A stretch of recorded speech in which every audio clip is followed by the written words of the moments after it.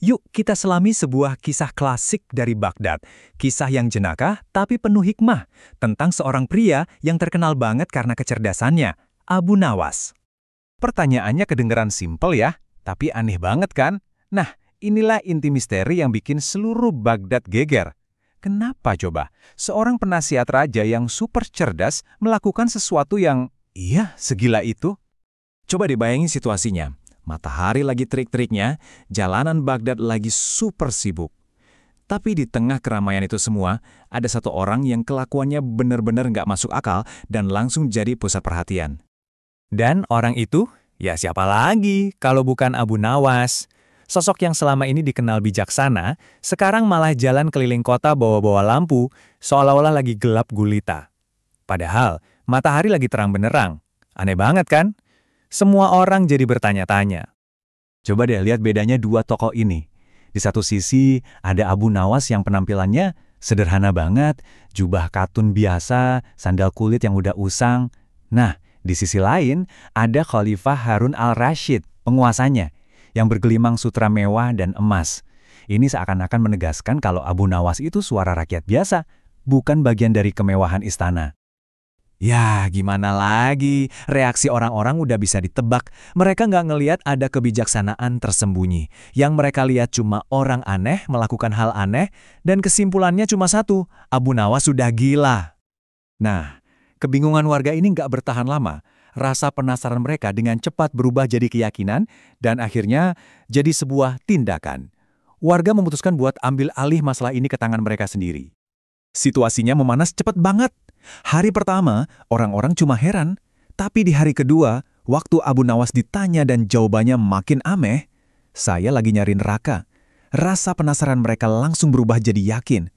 Puncaknya, di hari ketiga, kesabaran mereka habis. Dan mereka nggak asal tangkep loh. Mereka punya dasar hukumnya. Katanya sih di Baghdad waktu itu ada aturan yang melarang orang dengan gangguan jiwa berkeliaran bebas. Tentu saja ini jadi tontonan yang menyenangkan buat musuh-musuh politik khalifah. Oke, sekarang suasananya makin tegang. Bayangin, Abu Nawas diseret ke istana untuk menghadap Khalifah Harun al-Rashid yang jelas-jelas udah malu dan marah besar karena kelakuan penasihat kesayangannya ini. Dan bener aja, Khalifah nggak bisa nahan emosinya lagi. Di depan semua orang dia langsung menuduh Abu Nawas meluapkan rasa frustrasinya atas perilaku yang dianggap mempermalukan wibawa istana. Nah, ini dia momen kuncinya. Dengan sangat tenang, Abu Nawas menolak tuduhan itu. Bukannya membela diri, dia malah jelek membalikkan tuduhan itu kepada orang-orang yang baru saja menangkapnya. Sebuah langkah yang brilian banget. Terus Abu Nawas minta semua yang menuduhnya buat kumpul di depan istana. Sekarang, posisinya kebalik. Bukan dia yang diadili, tapi justru dia yang bakal mengadili logika kerumunan massa itu. Disinilah letak kejeniusan Abu Nawas. Coba kita ikutin ya alur pikirannya. Pertama, dia tanya ke massa, kalian suka kan nyebut orang yang beda pendapat sama kalian itu munafik dan sesat? Mereka ngaku. Kedua, dia lanjut, dan kalian juga bilang kalau orang-orang itu pasti masuk neraka kan? Mereka makin semangat setuju. Nah, ini dia pertanyaan mautnya. Kalau neraka itu milik Tuhan dan adanya di akhirat, kenapa kalian yang di dunia ini sibuk banget nentuin siapa aja penghuninya? Dan kesimpulannya telak banget. Apa jangan-jangan kalian ini asistennya Tuhan? Atau justru kalianlah yang sebenarnya gila? Dan boom, seketika suasana langsung berubah. Kerumunan yang tadi rame langsung diam seribu bahasa. Sadar sama kemunafikan mereka sendiri. Dan Khalifah yang tadinya marah, akhirnya paham pelajaran mendalam yang sedang diajarkan penasehatnya. Hasilnya, Khalifah malah tertawa terbahak-bahak. Bukan cuma karena lucu, tapi karena ia melihat kebijaksanaan di balik tindakan gila Abu Nawas. Dengan kalimat ini, dia secara cerdas mendukung penasihatnya sekaligus menyindir kerumunan massa itu. Jadi, apa sih pelajaran yang bisa kita ambil?